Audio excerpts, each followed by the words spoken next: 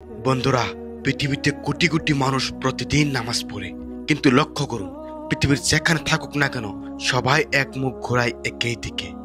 আপনি কি কখনো ভেবেছেন বিশ্বজুড়ে মানুষের দিক নির্দেশনা এক জায়গায় কেন থেমে যায়? কেন কোটি কোটি মুসলমানের হৃদয়ে একই ঘরের নাম নেই? কি এমন রহস্য আছে মরুভূমির বুকে দাঁড়িয়ে থাকা এক ঘরকে ঘিরে, যার চারদিকে মানুষ ঘুরে ঘুরে তা অফ করে, যা হাজার বছরও ধ্বংস হয়নি, যা বহু যুদ্ধ, আগুন, বন্যা সহ্য করেও আজও দাঁড়িয়ে আছে?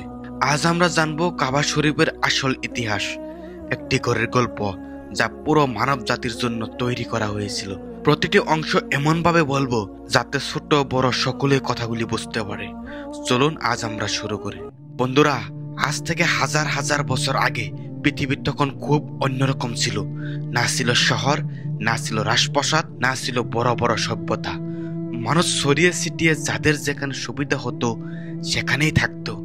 সেই সময় আল্লাহ তাআলা পৃথিবীতে পাঠালেন তার প্রথম মানুষ হযরত আদম আলাইহিসসালাম। আদম আলাইহিসসালাম পৃথিবীতে প্রথম যে জায়গাটিতে ইবাদতের জন্য চিহ্নিত করেন, সেই জায়গাটি পরে কাবা হিসেবে পরিচিত হয়ে যায়। ইতিহাসবিদদের মতে এটাই ছিল পৃথিবীর প্রথম ঘর যেখানে মানুষ আল্লাহর আরাধনা করত।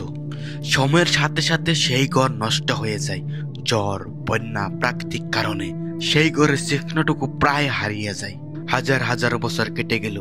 এই পৃথিবীতে এলেন হযরত ইব্রাহিম আলাইহিসসালাম। তিনি ছিলেন অন্যরকম একজন মানুষ, সকল পরীক্ষায় উত্তীর্ণ, সবচেয়ে ধৈর্যশীল, সবচেয়ে ইমানদার, সবচেয়ে অজ্ঞ ব্যক্তি। আল্লাহ তাকে বারবার পরীক্ষা নিয়েছেন। একবার তার পরিবারকে জন্মানবিহীন মরুভূমিতে রেখে যেতে বললেন, আর তিনি সব সময় বলছেন, আমি আল্লাহর আদেশই মানি। এই বিশ্বাসী মানুষটির হাতে আল্লাহ চাইলেন তার ঘর কাবা পুনরায় তৈরি হোক। ইব্রাহিম আলাইহিসসালাম ও তার ছোট ছেলে ইসমাইল আলাইহিসসালাম ভালোর মধ্যে দাঁড়িয়ে জায়গাটা খুঁজে পেলেন যেখানে প্রথম কাবা ঘরটি ছিল। এক সময় দুজন একসাথে বড় বড় পাথর আনতে লাগলেন। ইসমাইল আলাইহিসসালাম পাথর নিয়ে আসতো, আর ইব্রাহিম আলাইহিসসালাম সেই পাথর দিয়ে দেওয়াল তুলতেন। এক সাধারণভাবে কোনো রাজকীয় আয়োজন না করে শুধু আল্লাহর সন্তুষ্টির জন্য তারা ঘরটি দাঁড় করিয়ে ফেললেন। কিন্তু এখানে একটা আশ্চর্য ঘটনা ঘটল। দেওয়াল যত উঁচু হচ্ছিল, ইব্রাহিম আলাইহিসসালামের হাত ততই পৌঁছাতো না। তখন ইসমাইল আলাইহিসসালাম একটা পাথর এনে দেন। ইব্রাহিম আলাইহিসসালাম তার উপরে দাঁড়ালেন।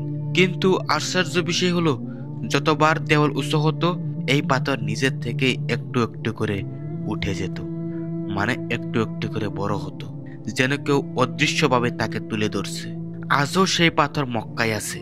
এর নাম মাকামে ইব্রাহিম। পাথরের উপরে ইব্রাহিম আলাইহিসসালামের স্পষ্ট দুই পায়ের ছাপ এখনো দেখা যায়। বিশ্বাস না হলেও এই দাগ হাজার বছরও মুছে যায়নি। আপনি মক্কায় গেলে দেখতে পারবেন। কাবার এক কোণে আছে একটি বিশেষ পাথর, নাম হজরে আসওয়াদ। আজ লক্ষ লক্ষ মানুষ এটাকে স্পর্শ করে, চুমো খায়। কিন্তু গল্পটা জানলে আপনার গা কাটা দিয়ে উঠবে। নবী সাল্লাল্লাহু আলাইহি সাল্লাম বলছেন, এই পাথরটি জান্নাত থেকে এসেছে। প্রথমে এটা ছিল বরফের মতো সাদা, মানুষের পাপের ছোঁয়ায় ধীরে ধীরে কালো হয়ে গিয়েছে। ইতিহাসে বহুবার যুদ্ধ হয়েছে, কাবায় আগুন লেগেছে, শত্রুরা আক্রমণ করেছে, তবু এই পাথর হাজার খণ্ড হয়ে গেলেও আবার জোড়া লাগানো হয়েছে, কারণ এটি কাবার হৃদয়। প্রায় সবাই এখনো অবাক হন এই কথা শুনে। আজও কাবা শরীফের চাবি এক নির্দিষ্ট পরিবারে রয়েছে। মক্কা বিজয়ের দিন নবী মুহাম্মদ সাল্লাল্লাহু আলাইহি সাল্লাম সেই পরিবারকে ডেকে বলেছিলেন, চাবি কিয়ামত পর্যন্ত তোমাদের পরিবারেই থাকবে, আমি তোমাদের কাছ থেকেই চাবি নিব। আজও সেই নিয়ম চলছে। বিশ্বের সবচেয়ে শক্তিশালী রাজা, প্রেসিডেন্ট, নেতা কেউ যখন কাবা খুলতে যায়, এই পরিবারের চাবি নিয়ে দরজা খুলে। এটা কোনো রাজত্ব নয়, এটা আল্লাহর ঘরের প্রতি সম্মানের প্রতীক।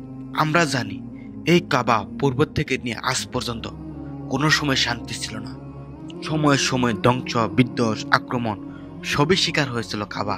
ইতিহাসে উল্লেখ আছে, কাবা অনেক সময় আক্রমণ হয়েছে, কাবা আগুনে পুড়ে গিয়েছে, দেওয়াল ভেঙে পড়েছে, যুদ্ধ হয়েছে, সেনাবাহিনী আক্রমণ করেছে, এমনকি হাতিসহ বাহিনী এটাকে ধ্বংস করতে এসেছিল। কিন্তু তারা কেউ সফল হয়নি। তারা আক্রমণ করেছে, কিছুদিনের মধ্যেই তাদের ধ্বংস হয়ে গিয়েছে। এই জায়গাকে মানুষ মনে করে আল্লাহ নিজেই রক্ষা করেন। এখন আসি কাবার মূর্তি পূজা এবং আরবীয় সম্পর্কে। আরব তখন বিভক্ত ছিল, হাজার হাজার মূর্তি কাবার ভিতরে ছিল। কেউ হিন্দুদের মতো পাথরের দেব পূজা করত, কেউ অন্য দেবতার নাম ডাকত। নবী মুহাম্মদ সাল্লাল্লাহু আলাইহি সাল্লাম কাবা শরীফকে সকল মূর্তির থেকে মুক্ত করেন। তিনি বলেন, এই ঘর শুধু এক আল্লাহর ইবাদতের জন্য। সেই দিন থেকে কাবা তার আবার আসল রূপে ফিরিয়ে আসে। কাবা হলো বিশ্বাসের ঘর, একতার প্রতীক। এখন বলবো কেন সবাই কাবার দিকে মুখ করে নামাজ পড়ে। এটা হয়তো কোনো ধর্মীয় নিয়ম, কিন্তু সত্য হলো এটি একতার প্রতীক। ভাবুন, পৃথিবীর 200+ দেশের মুসলমান একই দিকে মুখ করে নামাজ পড়ে। কাবা শুধু দিক নয়, এটি বার্তা দেয় আমরা যতই দূরে থাকি আমাদের হৃদয়ের দিক এক। কাবার ভিতরে এখনো অজানা রহস্য লুকিয়ে আছে। বিজ্ঞানীরা ব্যাখ্যা করে দেখেছেন, কাবার নিচে এক বিশেষ এনার্জির কেন্দ্র আছে, চারিদিকে চম্বক শক্তির প্রবাহ আছে। এই জায়গায় এলে মানুষ শান্ত হয়, হার্টবিট কমে যায়, কিন্তু এর কারণ আজও কেউ বলতে পারেনি। মুসলমানরা বলে এটি আল্লাহর রহমত। অনেকেই কৌতূহল নিয়ে জানতে চায় কাবার ভিতরে কি আছে। দেখুন বন্ধুরা, কাবার ভিতরে তেমন কিছু নাই। ভিতরটা একদম খালি। 3টি খুঁটি আছে, কিছু বাতি আছে, মেঝে মার্বেল তৈরি, কোনো লুকানো রত্ন নেই, কোনো রহস্যময় সিন্দুক নেই। ভিতরের শান্ত ভাবটাই সবচেয়ে বড় রহস্য। আপনি কি জানেন কাবার 4 দেয়ালে থাকা কালো কাপড়টি পরিবর্তন করা হয়, বছর বছর পরিবর্তন করা হয়। প্রতি বছরের আগে কাবার পুরো কাপড়টি পরিবর্তন করা হয়। এই কাপড়টাকে বলে কিসওয়া। 100 কেজি বেশি সোনা ও তার থেকে বেশি দিয়ে এই কিসওয়ার লেখায় ব্যবহার করা হয়। তাঁতিরা মাসের পর মাস পরিশ্রম করে এটি তৈরি করার জন্য। নতুন কিসওয়া উঠানোর মুহূর্ত বিশ্বের সবচেয়ে পবিত্র দৃশ্যগুলোর একটি। বলা হয় কাবার চারপাশে আলো বন্ধ করলেও মহাজাগতিক এক ধরনের উজ্জ্বলতা সেখানে থাকে। মানুষ বলে সেটা হচ্ছে রহমতের আলো। বিজ্ঞান এটি ব্যাখ্যা করতে পারেনি। আজ আমরা যেখানে থাকি, যত বিভেদেই থাকি, কাবা আমাদেরকে শেখায় মানুষ এক, আল্লাহ এক, পথ এক। এটি কেবল একটি ঘর না, মানবতার সবচেয়ে বড় চিহ্ন, যেখানে কোটি কোটি মানুষ তাদের চোখের পানি ফেলছে, ক্ষমা চেয়েছে আর নতুন জীবনের প্রতিশ্রুতি নিয়ে ফিরে গেছে। বন্ধুরা, কাবার এই দীর্ঘ ইতিহাস শুধু পাথরের না, এটা মানুষের আশা, বিশ্বাস, সংগ্রাম আর ইমানের ইতিহাস। এই বাড়ি দাঁড়িয়ে আছে হাজার জ্বর, যুদ্ধ ও ধ্বংসের পরেও, কারণ এটা মানুষের ঘর নয়, এটা আল্লাহর ঘর। যে ঘরের দিকে তাকালে মানুষ শান্তিও পায়, হৃদয় নরম হয়, চোখে পানি চলে আসে। এই গল্প শুধু ইতিহাস নয়, এটা ইমানের আলো।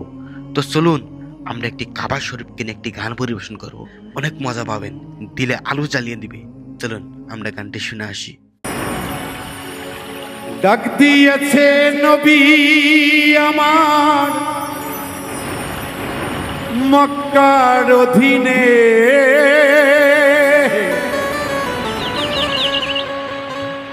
ডাক দিয়েছে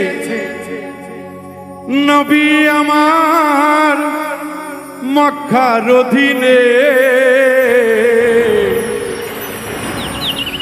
আইসো আইসো সবাই গো আল্লাহর দিনে, আল্লাহর বান্দা সর্ব সদাই থাকিও ধ্যানে।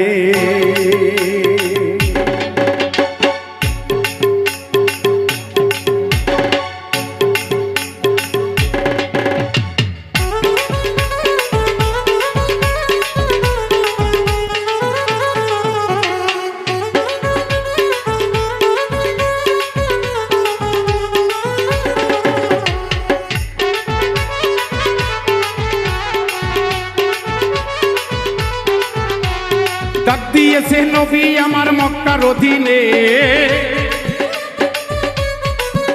আরে ডাক দিয়েছে নবী আমার মক্কার অধীনে। আইসো আইসো সবাই গো আল্লাহর দিনে, আল্লাহর বান্দা সর্বসদাই থাকিও ধ্যানে।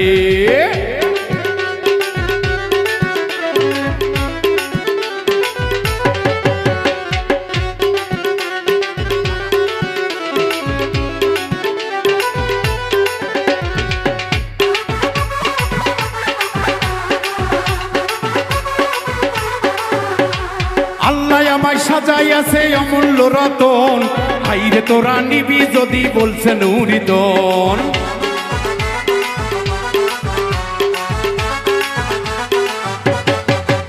আরে আল্লাহ আমায় সাজাইয়াছেন অমূল্য রতন, আইরে তোরা নিবি যদি বলছে নুরিতন, তোরা নিয়ে যাবি ওরে নিয়ে যাবি পাবি তারে হাসর মিজানে।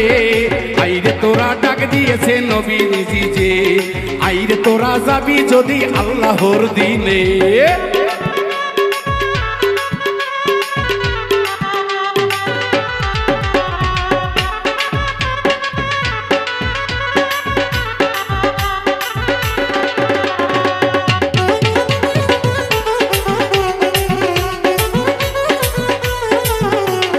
অমূল্য এই ধনের ধনী হইছে যে জনে, তাহার সন্ধান পাইছে দেখা তারা চারজনে।